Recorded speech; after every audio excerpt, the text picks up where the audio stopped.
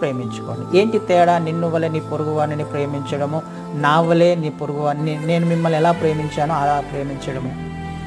ఎదుటి వ్యక్తి మంచివాడు కాదనుకుందాం, ఎదుటి వ్యక్తిలో బలహీనతలు ఉన్నాయి, ఎదుటి వ్యక్తి చెడ్డ వ్యక్తి, ఆ వ్యక్తి లక్షణాలు నాకు నచ్చలా, అలాంటప్పుడు నేను ప్రేమిస్తానా? ప్రేమించలేను. ఎదుటి వ్యక్తిలో కొన్ని లక్షణాలు నాకు నచ్చట్లా, మంచివాడు కాదు, మంచిది కాదు, నేను ప్రేమించలేను. కానీ క్రీస్తు వారు ఏమంటున్నారు?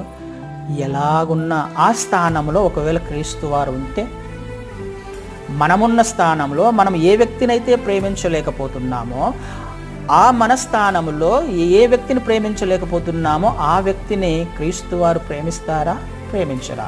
ఇది ఆలోచన చేయాల్సిన అవసరం కూడా ఖచ్చితంగా ఉంది ఈ చివరి దినాల్లో. ఎందుకు? ఇది నిత్యత్వానికి సంబంధించినది, లేకపోతే మిస్ అయిపోతాం చాలా సులభంగా.